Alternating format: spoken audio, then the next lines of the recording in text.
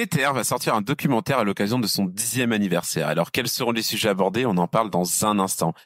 Le Crypto Daily. Mon nom est Benjamin Cohen. Et vous êtes bien sur le Crypto Daily. Le podcast qui traite de l'actualité crypto, NFT et métaverse. Dans vos oreilles, chaque jour, du lundi au vendredi. Salut, c'est Thomas du Crypto Daily. J'espère que vous allez bien. Et c'est donc notre actualité principale aujourd'hui. On parlera aussi de la première transaction commerciale du stablecoin de PayPal avant d'évoquer le retrait des stablecoins non conformes à MiCA de la plateforme Coinbase. Mais avant tout ça, et comme d'habitude, le coin du marché. Here comes the money. Here we go.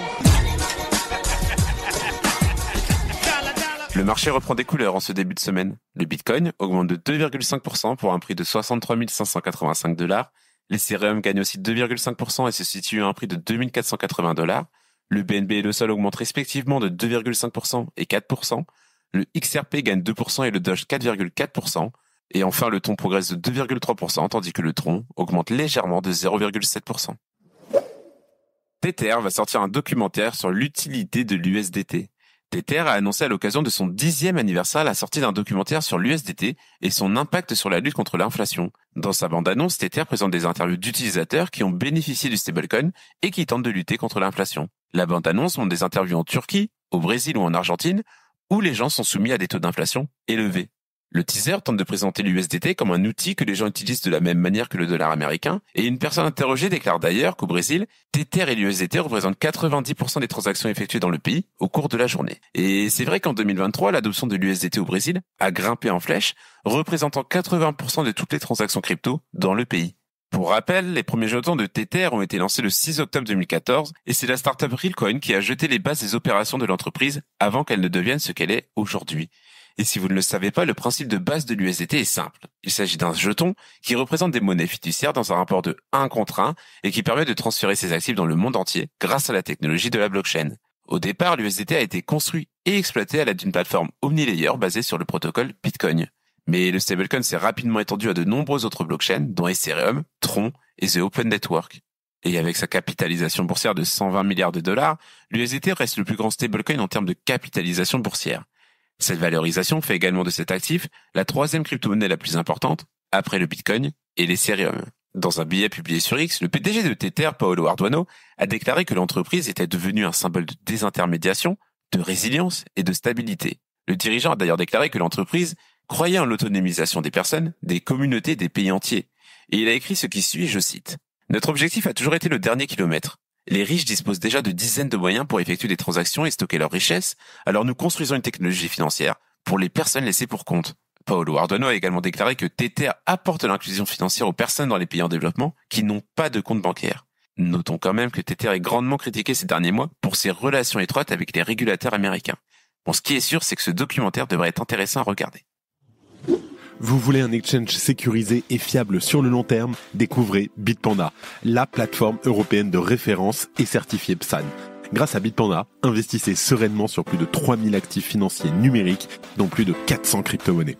L'exchange s'adapte à tous les besoins. Vous souhaitez faire du DCA? Bitpanda vous en donne l'opportunité. Vous voulez stacker vos cryptos? Faites-le avec l'offre Bitpanda Savings. Vous êtes un trader? Découvrez les limit orders de Bitpanda et gérez vos pertes et vos gains sans tracas. Et jusqu'au 20 octobre prochain, pour toute nouvelle inscription, obtenez jusqu'à 50 €. Alors, qu'attendez-vous? Inscrivez-vous sur Bitpanda dès maintenant pour débloquer votre bonus. Le lien est dans la description. Le stablecoin de PayPal réalise une première transaction commerciale historique en PYUSD. En août 2023, le géant des paiements en ligne PayPal a dévoilé son propre stablecoin, le PYUSD. Depuis, celui-ci a bien évolué et s'établit désormais comme le 7e plus gros stablecoin de l'écosystème avec 700 milliards de dollars de market cap. Et jusqu'à présent, le stablecoin de PayPal était principalement utilisé dans le domaine de la crypto-monnaie. Mais PayPal souhaite pousser plus loin les applications de son stablecoin et comme le révèle Bloomberg, PayPal a utilisé pour la première fois son stablecoin pour régler une transaction commerciale. En pratique, PayPal a réglé une facture de Ernst & Young le 23 septembre dernier en utilisant le PYUSD. Et sous le capot, PayPal s'est reposé sur la plateforme SAPSE pour réaliser la transaction. Pour rappel, il s'agit d'une plateforme qui permet aux entreprises d'envoyer et recevoir des paiements en crypto-monnaie. L'objectif de la manœuvre était de démontrer les avantages des crypto-monnaies dans le cadre de certaines transactions, car en effet, les transactions entre business, et notamment les transactions internationales, peuvent être longues, coûteuses, et peuvent même dépendre d'un tiers. Ce règlement PYUSD n'a donc rien d'anodin, et PayPal cherche à montrer que son stablecoin pourrait être un atout de taille pour le business. D'ailleurs, à la fin du mois de septembre, l'entreprise avait ouvert la possibilité d'acheter et vendre des crypto-monnaies pour les comptes professionnels. Je cite. Les propriétaires d'entreprises ont de plus en plus exprimé le désir d'accéder aux mêmes fonctionnalités et nous sommes donc ravis de répondre à cette demande en proposant cette nouvelle offre, leur permettant de s'engager sans effort avec les monnaies numériques. Notons quand même que PayPal n'est pas le seul géant à explorer les stablecoins. Et oui, car rappelez-vous, une récente rumeur a laissé entendre que Robinhood serait également en train de créer son propre stablecoin. Mais comme on vous l'avait dit, cette rumeur a rapidement été démentie par l'entreprise. Si tu aimes le Daily, une note et un commentaire nous aident énormément. Aussi, si tu ne veux rien rater de l'actualité, abonne-toi. Coinbase se prépare à délister certains stablecoins. L'entreprise a annoncé qu'elle retirait de sa plateforme tous les stablecoins non conformes aux nouvelles réglementations européennes d'ici le 30 décembre 2024. Cette décision découle de l'application progressive de MiCA dans l'espace économique européen.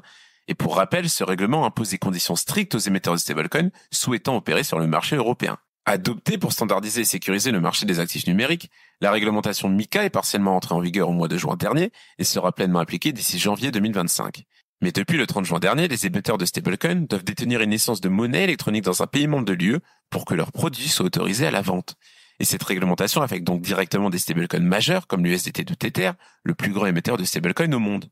D'ailleurs, Tether n'a pas encore obtenu cette autorisation et s'y conformera probablement pas de sitôt. De son côté, Coinbase, qui accueille l'un des plus importants volumes de trading journaliers sur les crypto-monnaies, proposera des solutions de conversion à ses clients européens.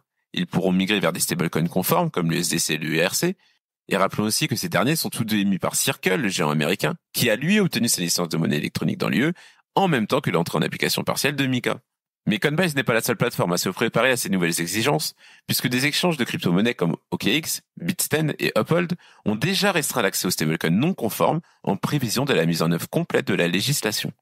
Bon, évidemment, cette mesure devrait grandement profiter à des stablecoins comme l'USDC, qui gagnent en popularité depuis l'entrée en vigueur de MiCA. Le volume de trading de l'USDC a grimpé de 48% en juillet dernier, à mesure que les investisseurs européens privilégient les actifs conformes aux nouvelles régulations. Parallèlement, des initiatives locales comme le stablecoin EURT de Next Generation se développent pour répondre à cette demande de plus en plus pressante pour des crypto-monnaies régulées, et le URCV, lancé par Société Générale Forge, est également un exemple probant.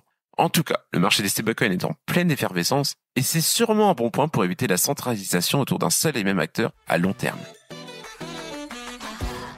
Et voilà, c'est fini pour nos 3 news principales du jour et on passe maintenant aux brèves. Donald Trump réitère son soutien à Ross Ulbricht. Donald Trump a réitéré son soutien à Ross Ulbricht, le fondateur de Silk Road, en promettant de le libérer s'il est réélu. Ross Ulbricht purge actuellement 2 peines de prison à perpétuité pour avoir créé cette plateforme facilitant la vente de drogue. Les Émirats Arabes Unis retirent la TVA sur les gains en crypto. Les nouvelles modifications des règles de TVA aux Émirats Arabes Unis exonèrent les transferts et conversions de crypto de la TVA. Ces exemptions seront appliquées rétroactivement à partir du 1er janvier 2018. Eigenlayer, victime d'un hack à 5 millions de dollars. Eigenlayer a révélé un incident de sécurité impliquant la vente non autorisée de 1,67 million de tokens Eigen, représentant 5,7 millions de dollars. L'attaque a été réalisée en compromettant un échange d'emails entre un investisseur et le service de garde. Vitalik Buterin fait don de 100 ETH pour la défense de Roman Storm. Vitalik Buterin, cofondateur d'Ethereum, a récemment fait un 3e don de 100 Ether pour soutenir la défense de Roman Storm, le développeur de Tornado Cash. Ce fonds a désormais collecté plus de 327 ETH, soit environ 785 000 $. Et on termine par Lego qui est victime d'un piratage sur son site web. Le site web du fabricant de jouets Lego a brièvement affiché une arnaque de Lego Coin. Un message promettait des récompenses secrètes pour ceux qui achetaient le faux token avec un lien menant à un site de phishing. Et voilà, c'est la fin de ce résumé de l'actualité du jour. Évidemment, pensez à vous abonner pour ne pas rater le suivant, quelle que soit d'ailleurs l'application que vous utilisez pour nous écouter. Rendez-vous aussi sur Twitter, LinkedIn et YouTube pour d'autres contenus d'actualité exclusifs. Je crois que j'ai tout dit. Faites attention à vous. Et moi, je vous dis à mercredi. C'était Benjamin pour le Crypto Daily. Merci et à très vite.